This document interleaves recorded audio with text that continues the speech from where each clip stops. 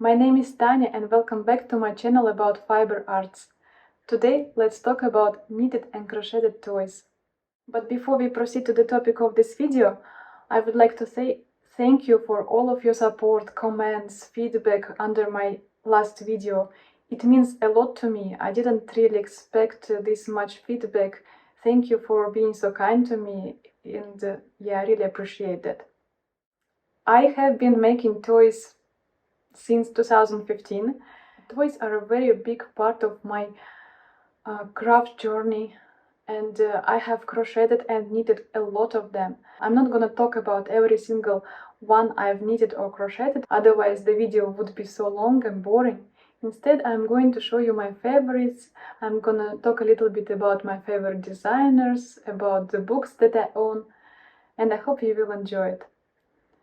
I started crocheting as an adult back in 2015 when I was in grad school. And it is then when I first time saw amigurumis. I didn't even have Instagram. I don't remember how I came across these toys, but I liked it and I tried to crochet my own first projects. I'm gonna show you the photos of them. I still have them. It was a cat and it was a snowman. I remember I've used some very cheap acrylic yarn that I've bought in AC Moore, discounted. It was making some squeaking noises when I was crocheting it. But nevertheless, we are still enjoying this little snowman. Every Christmas it sits under our Christmas tree. So yeah, it came with us from United States to Turkey. And then I kind of stopped crocheting for a couple of years and started again when my daughter was approximately 1 year old. At that time, I started making some toys that she could play with. I also enjoyed at that time making something that was called tilde, some crochet bunnies or cats with lots of clothes, with sets of clothes that were mostly knitted. And yeah, I've made a few of those projects. We still have some. My daughter is still playing with some of those. It was her second birthday when I have given her a dollhouse. It was IKEA shelf in the shape of the house that I've painted and bought some wooden furniture for that. And I wanted to make some doll and a cat for that house, and it was the first time I tried to make a doll. It was a free pattern that I took from Google and I modified it.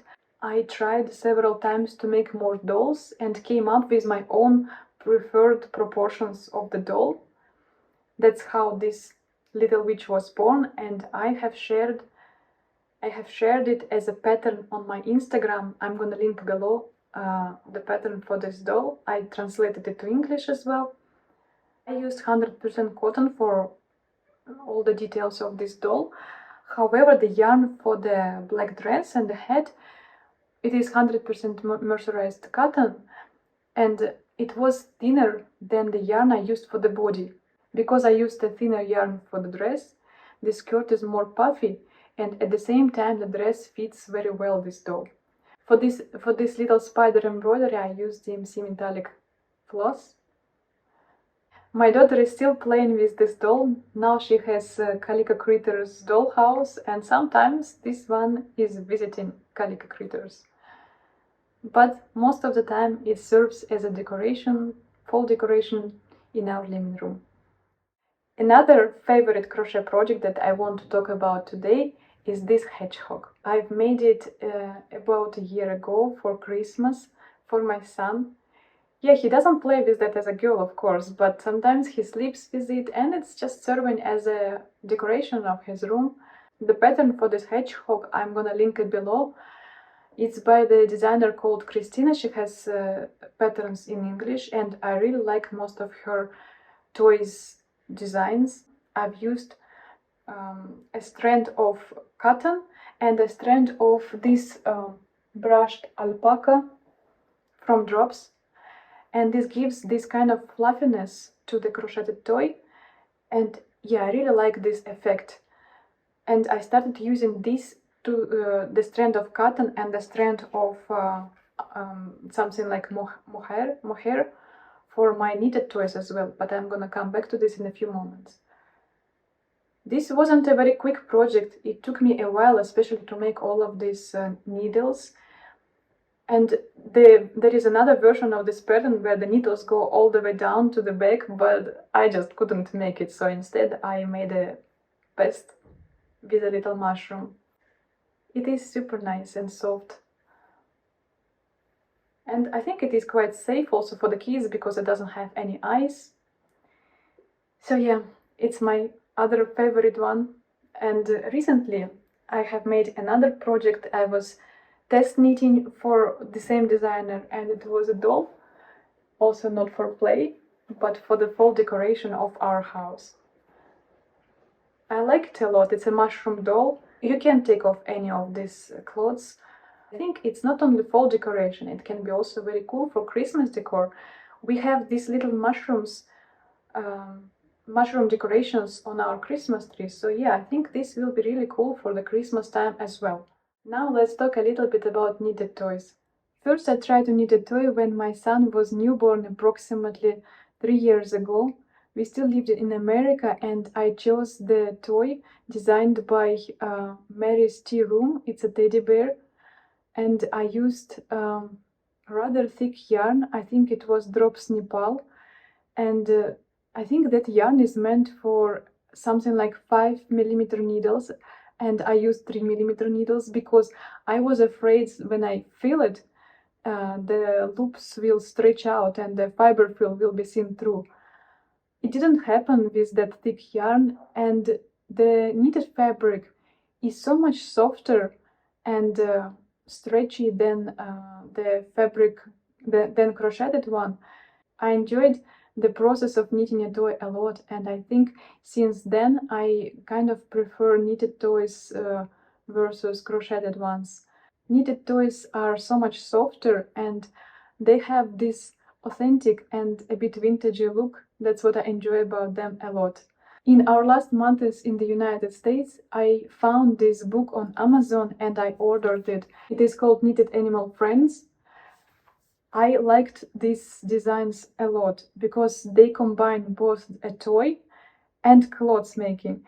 And the toys are very big. I think it's approximately 30 centimeter long toys, maybe even more, depending on the yarn you use. Yeah, probably even more. Something like a size of an American Girl doll. And they have full sets of clothes.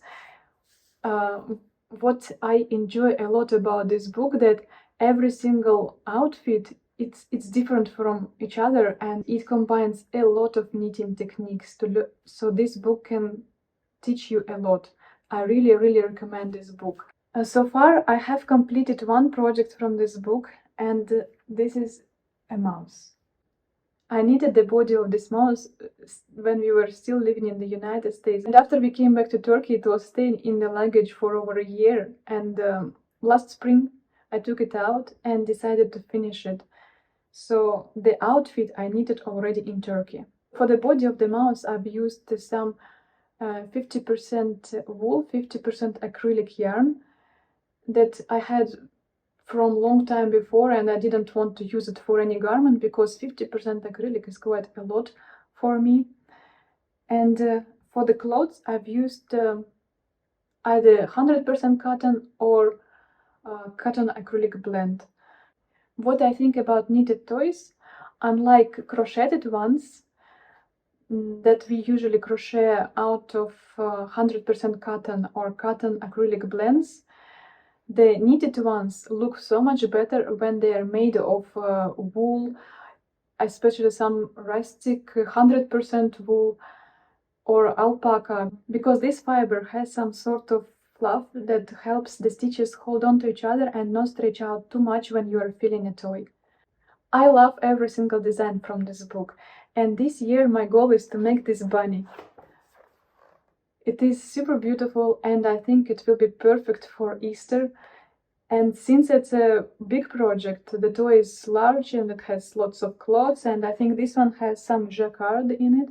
I think I should start it way before Easter, maybe right after New Year. I don't have wool in this color, at least not thick enough to make this project.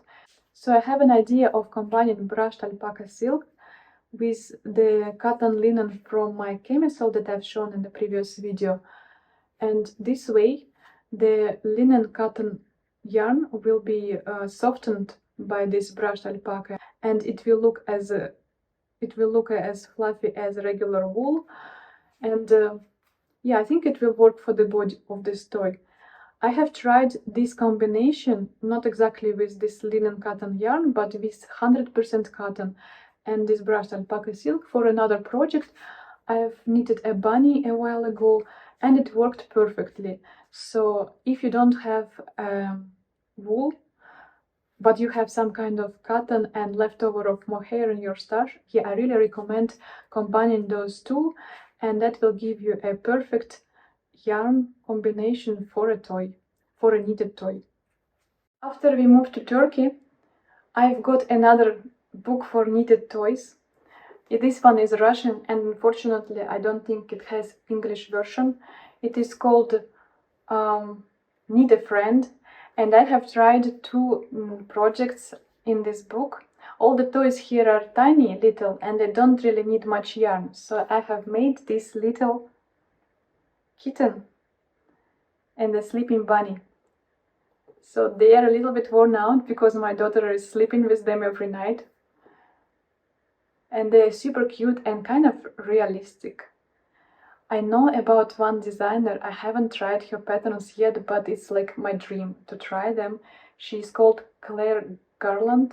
I'm gonna link her Instagram, but most people in the world of knitted toys know about her. Her toys are very realistic, her animals.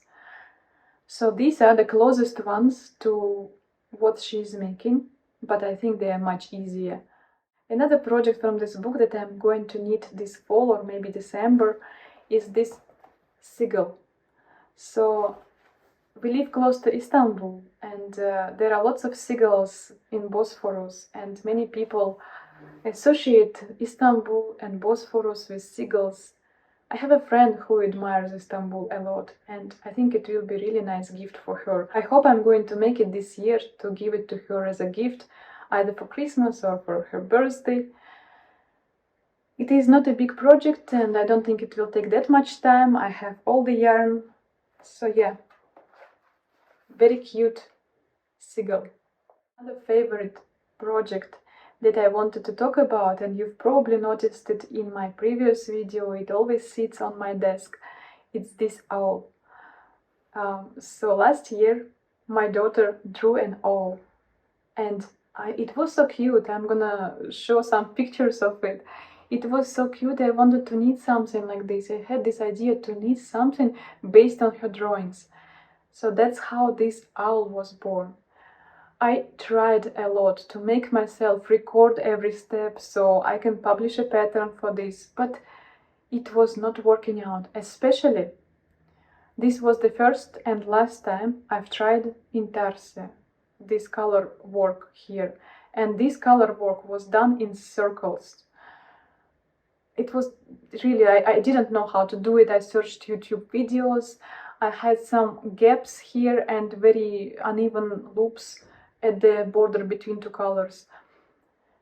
So finally I was able to make it, but in order to finish it and to make it properly, I had to just quit writing every single row because inspiration was leaving me when I was trying to write it down. I've used some mohair for the brown part of it and some leftover of angora for the white part. It is very fluffy and soft. I really like it, but I can't give it to my daughter. I like it so much and it stays in my desk and inspires me for next projects. Yep. Let me know what you think about it. And some people, some of my friends, knitting friends, they asked me, please write a pattern, but I don't know if I can go back and try to reproduce it again. Maybe I could, but not sure about time right now. These are all the projects that I wanted to talk about in detail, And I'm going to show you at the end of this video all of my makes in chronological order if you would like to watch them, and you can also see how my photo skills improved over the years. Thank you very much for watching this video. I hope you enjoyed it, and I hope to see you all next time. Bye!